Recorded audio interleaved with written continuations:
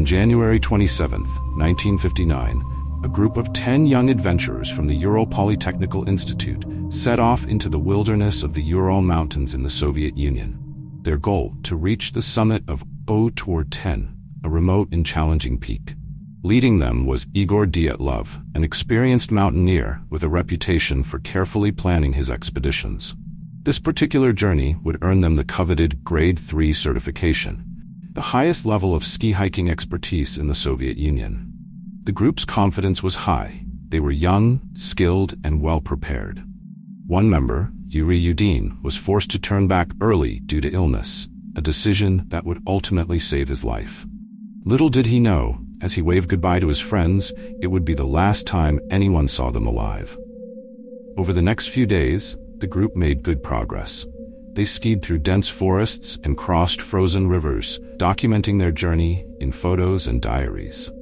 Each night, they gathered around their campfire, telling stories and enjoying the rare freedom of the open wilderness. The group's mood was buoyant despite the harsh conditions of the Ural winter. Snow and ice dominated the landscape, and temperatures often plummeted well below freezing. But the thrill of adventure kept their spirits high. By January 31st, they had reached the edge of a highland area near the base of Kholat Siak Ul, a mountain whose name ominously translates to Dead Mountain in the language of the indigenous Mansi people. Locals had long considered the area cursed, a place where few dared to tread, but the hikers were unfazed. To them, it was simply another challenge. They planned to make their ascent the next day, but weather conditions took a turn for the worse.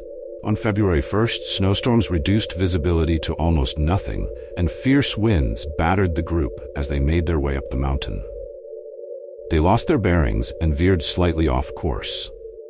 Instead of heading toward their intended destination, they found themselves on the eastern slope of Kholat Siak Ul. Exhausted and disoriented, the group decided to set up camp on the exposed slope rather than descend back into the forested area below.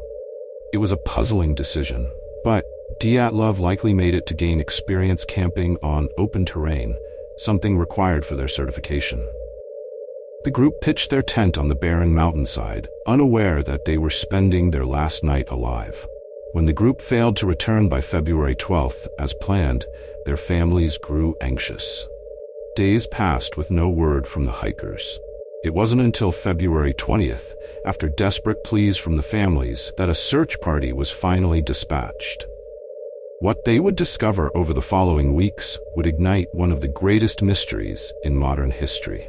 The first searchers found the group's tent on February 26th. It was empty, and more disturbingly, it had been slashed open from the inside. Personal belongings, shoes, clothing, cameras, and food were still inside, left in a hasty, chaotic manner. Footprints, some barefoot, led away from the tent in different directions. The searchers followed the tracks, hoping to find survivors, but what they found instead would only deepen the mystery. About 500 meters down the slope, near the edge of the forest, searchers came across the remains of a small campfire and two bodies, those of Yuri Krevonishenko and Guido Roshenko, lying under a cedar tree. Both were dressed in only their underwear, despite the freezing temperatures. Their hands were badly burned, likely from trying to warm themselves near the fire. But the cold had claimed them before they could survive the night. Above them, on the cedar tree's branches, were signs that one of them had climbed up, perhaps in an attempt to spot the tent or something in the distance. The bark was stripped, and branches had been broken off high above the ground, indicating desperation. As the search expanded, more bodies were found. The next three, Dyatlov, Zinaida, Kolmogorova, and Rustem Slobodin, were discovered at various distances between the tent and the tree, as if they had been trying to return to the camp. They too were inadequately dressed. Rustem had a fractured skull, and Zinaida had bruising on her body, suggesting a violent struggle or a fall, but nothing definitive could explain their injuries.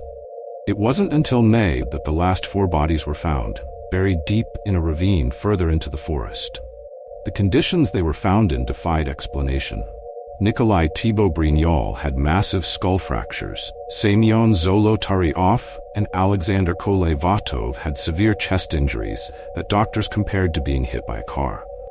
Yet, Bizarrely, none of them had external wounds that could explain the force that caused their deaths. Even stranger, one of the female hikers, Ludmila Dubinina, was missing her tongue, eyes, and parts of her lips.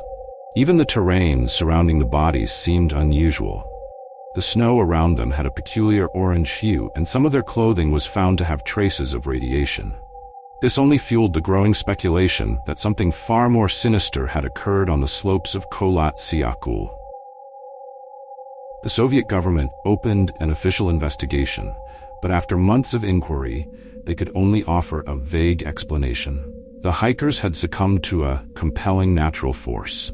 No further details were provided, and the case was quietly closed in 1959. Still, the file remained classified for years, feeding conspiracy theories that ranged from Soviet military tests gone wrong, to encounters with UFOs, to secret weapons testing. Some theorists suggested that the hikers had stumbled into a secret military testing ground, where experimental weapons, perhaps parachute mines, had gone off nearby, causing the bizarre injuries. The radiation on their clothing also seemed to point toward some form of military involvement. However, there was no concrete evidence to support this claim, and officials denied that any such testing had occurred in the area. Another popular theory is that an avalanche occurred, causing the group to flee their tent in a panic. However, the slope was not steep enough for a full-scale avalanche, and no signs of one were found at the scene. The injuries, too, didn't match those typically seen in avalanche victims. Additionally, if the group had been caught in an avalanche, why were some of their bodies found so far away and in such strange conditions? Some have proposed a psychological explanation. Could the group have succumbed to paradoxical undressing, a phenomenon associated with hypothermia, where victims feel a burning sensation and strip off their clothing in a confused state? It might explain the lack of adequate clothing, but it still doesn't account for the severe internal injuries. In more recent years, the infrasound theory has gained traction. This hypothesis suggests that strong winds passing over the mountain created a low-frequency sound known as infrasound, which can cause panic, nausea, and psychological distress. In a disoriented state, the group may have fled their tent in fear, abandoning their gear and splitting up in confusion. Yet this, too, struggles to explain the physical trauma some of them suffered. No theory has ever fully explained the mystery. Dyatlov Pass remains a haunting enigma, a place where the line between reality and the unknown blurs. The story of those 9 hikers continues to grip the imagination, not just for its tragedy, but because it forces us to confront the limits of our understanding. What happened on that cold, wind-swept slope?